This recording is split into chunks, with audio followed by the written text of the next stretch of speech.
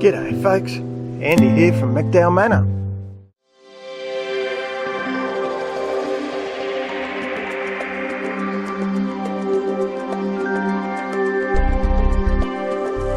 I'm not sure whether you can see that or not.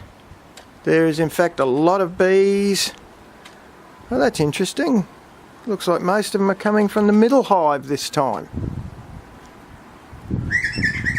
Anyway, I had a chat with Dean, who's a really good bloke, runs a thing called Sunshine Coast Bee Removal and Education. He was very helpful in terms of things he thought I could do that might make a bit of a positive difference.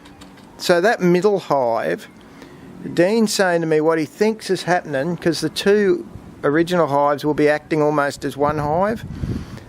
He's saying he thinks what we're seeing here is a defensive swarm. So they know that the other hive was attacked and broke in half. So they're doing their darndest to try and make sure the whole area is protected now so that it doesn't happen again. But I will rotate those bee boxes. Hopefully you can see those bees. Not a lot more falling, a few I can see wandering around. So I can't see any fighting. Alright, so I've rotated those hives and I can see bee activity on the one where there was none. That was the one that was down the bottom.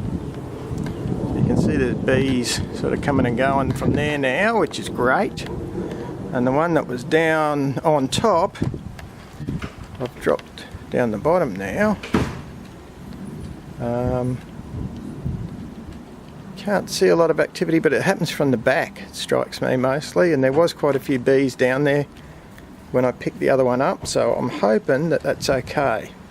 But like I say, we'll rotate, oh yeah, I can see bees. We'll rotate those every couple of days, and that should solve the problem. Okay, 2 days later. That one is the hive that was producing a lot of the defensive swarm. It's now on the end. The one that was in that place, so one that was split, is over there. It's got a few bees hanging around now, but not that many. And of course, the one that was over there, which now moves down one, has got a whole lot of bees, because that's where the defensive swarm originally came from. So you can see what I'm trying to do is move. I've been told to treat it like one hive with 3 parts. So that's what I'm trying to do. It's certainly going to benefit those 2 hives a lot. And I don't imagine it's going to cause much grief to that original one, because I can already see a lot of bees still hanging around down there, which is a great thing. So that's the plan. Each time I move them 1 step clockwise. And we'll keep videoing and let you know what happens. So we're now a full week after the split. I've rotated those 2 again. The one at the top there wasn't getting much bee activity. So I've swapped them back over and it looks pretty good. You can see there's still quite a number of bees zipping about the place. I only swapped those hives over yesterday, so I'd say that's what stirred up a bit of defensive activity again. But certainly we've got bees on all 3 hives. A couple more days and any of the babies that were, any of the brood that was ready to hatch should do so, so that'll build numbers up again. So hopefully the world's a good place. And I'll bring this, probably these 2 videos to a hold at this point, unless something goes really bad, in which case obviously I'll talk about it just so people know not to make the same mistakes that I did. But at this point in time, there's not a lot of bees on that old one, but there's certainly some there. So I'm happy with that. At this point in time, I'm going to say I think it's a success, unless I post unless I post a follow-up video, folks, you can assume the world is successful here at the Manor in terms of the bees at least. Alright, see ya. Just to give you a taste of something aside from bees, I decided that I needed to move the banana patch. I'm going to move it out the front, tucked away neatly so that Ozzy doesn't get angry. I've got permission. I'll show you where it was. Oh, before I show you where it was, I'll show you the bananas. So there's our bananas that we harvested. Now I'll show you where they'll get hung upside down in the shed until they ripen. That's a nice restricted little area because they ripen. Once one starts to ripen, it gives off gas, which causes the other to ripen. But I'll show you where they were. So there's the stumps there. You can see that I have in fact kept that one sucker. Now there's another sucker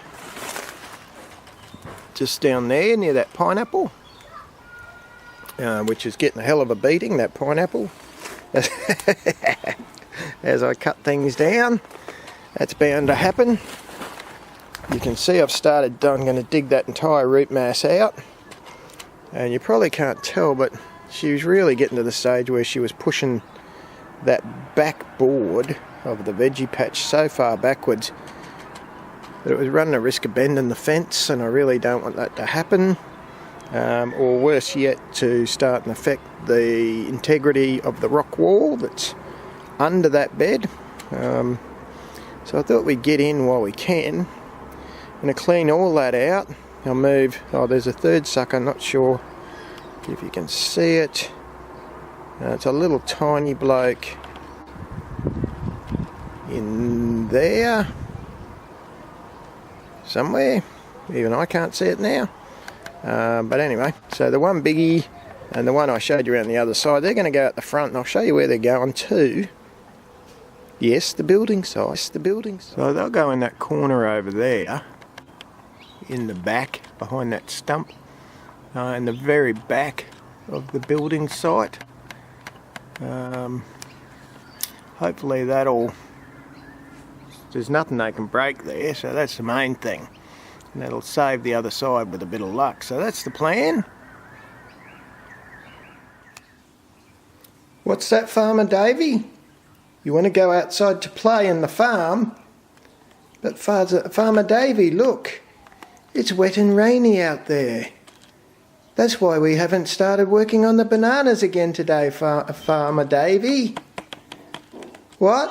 Yes, I know it's nice to be nice, but that's not the point. The video's over, Farmer Davey. Foolish Farmer Davey. See you. Bye, everyone. Nice to be nice.